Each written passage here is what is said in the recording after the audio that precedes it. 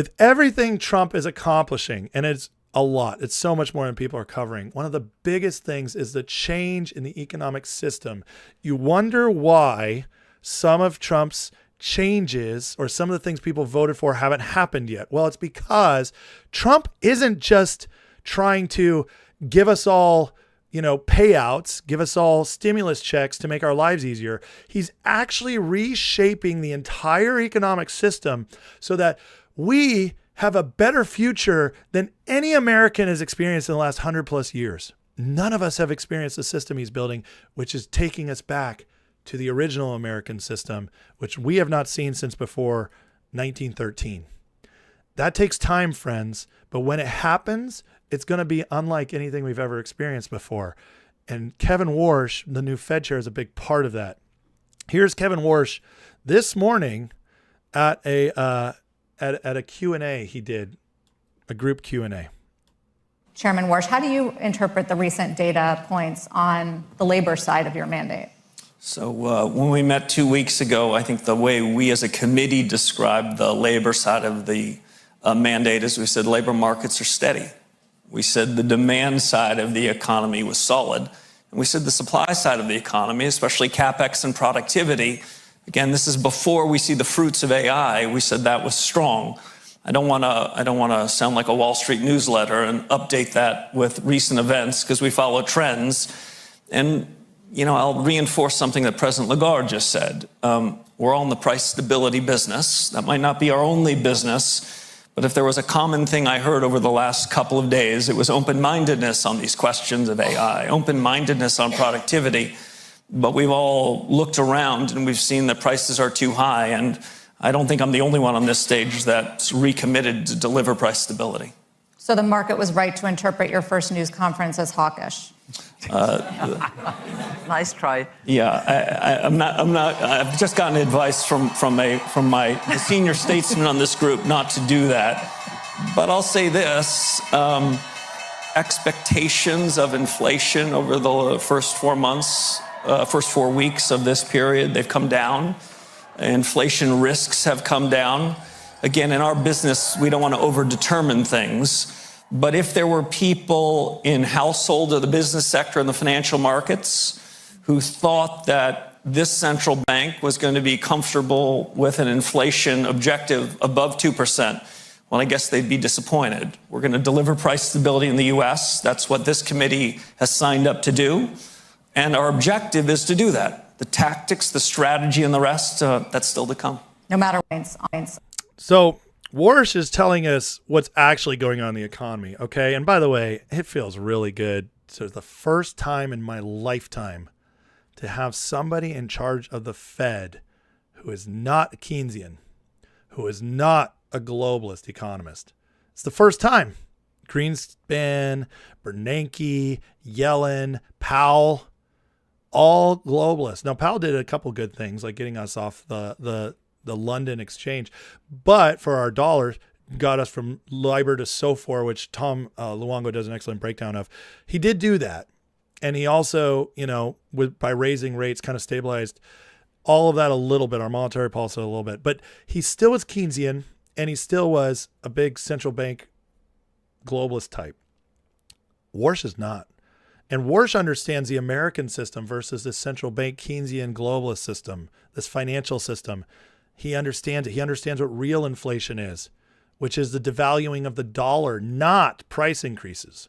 He understands this, and this is wonderful that he's in charge, but it's all part of this new system. He's said a lot of things that is shocking people. I know a lot of that was Fed speak that you just said right there, but he's communicating that it's a new day and we're going to be doing things differently. Warsh, this is one thing that's crushing Wall Street right now. Warsh declines to offer guidance on interest rates. And Zero Hedge says, you mean it wasn't kidding when he said it was over? Oh, I'm sorry. I got this off here. Says he wasn't kidding when he said forward guidance is over? No, he's not. He's not giving the market what to expect anymore. Why? Because we are no longer going to be a financial economy. You see, they transitioned us onto that. They started getting us there decades ago. Obama completed the transition after 2008. He used that. Remember the famous words of Rahm Emanuel, never let a good crisis go to waste. Well, they didn't. They used the financial crisis to get us into a financial economy where we are dictated by spending, debt, and the markets are our real economy. The people suffer because Main Street no longer mattered. Main Street no longer led the economy. The stock market stopped being a reflection of the economy and became the leader. This allowed for untold amounts of manipulation and fraud and corruption. This is what Trump is undoing. But he's undoing much more than that. He's undoing it all the way back to 1913 when the Fed became instituted and the income tax became instituted. That's going to take a lot of time because the only way to get rid of the income tax and the Fed is also to have Congress fully on board. Good luck with that right now. But could that happen in 4 years, 6 years, 10 years? Yes, if we get on the trend of that. And Kevin Warsh is a big part of it. But in the meantime, you can change policy to get us much closer to that. And that's what we're starting to do. By declining to offer guidance, he's saying, I'm no longer letting Wall Street set the pace and I'm no longer going to tell them how to do it. That's a big deal. Now, Warsh also said that growth looks like it's trending up while inflation looks like it's going down. What does that mean? Well, that's the exact opposite of Keynesian economics. Keynesian economics teaches you that growth has to be slowed because growth creates inflation. But that's not true. The 1800s proved to us that growth and innovation create deflation because all goods and food deflated over those years. Yes, assets could go up like property, things that were controlled by the market, by the laws of supply and demand, those could go up in price. That's a good thing. That's real markets. But this idea that everything has to keep going in price just because of growth, that's not true. In fact, innovation should always create lower prices. A better way to grow food, lower prices. A better way to make a TV, lower prices. All of that should lead to lower prices. That's not the world we've been living in because they sold us a lie that 2% inflation is healthy. It's not. Gold should not be $70,000 an ounce someday, guys, if we lived in a real economy. Gold should be $300 forever if we lived in a real economy, but it's not. Inflation has changed all that because it's changed the value of the dollar. That didn't happen in the 1800s when we had a real system, when we had the Hamiltonian system. Warsh is working on that, but he's teaching us something here. We can have growth trending up while also inflation going down. And look at this. Peter St. Ong, the economist, says, markets are now expecting something we haven't seen in a long time, falling prices. What? Yeah, the CPI expectations starting to go way down. People can see it. It all starts with energy and real assets. Now, J.D. Vance kind of lets the cat out of the bag here, telling us exactly what we're doing. And by the way, this is going to make the Promethean Action ladies and people like me look really smart. Just saying. I mean, even things like when the president said a few weeks ago that, he absolutely wanted to like seize the equity of the AI companies.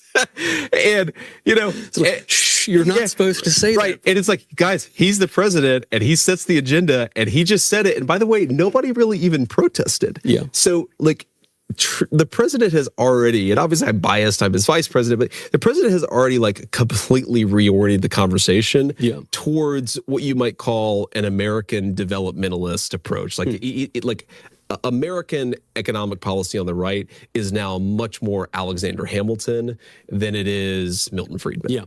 Did you hear that? Did you hear it? Let's play it again. He just let the cat out of the bag. Approach like American economic policy on the right is now much more Alexander Hamilton than it is Milton Friedman. Yeah.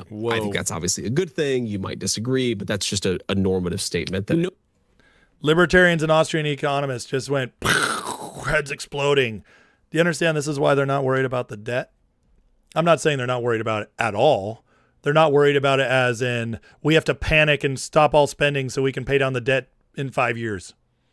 They're not worried about that because they understand you can grow out of the debt. They understand that we have way more assets than we have debt. They get it because they understand the real system we were built on, where we're headed. All the economic lies we've lived under, guys, are about to be demolished. Everything we learned about economics growing up and our economy growing up was all built on the Keynesian economy that we have built since 1913.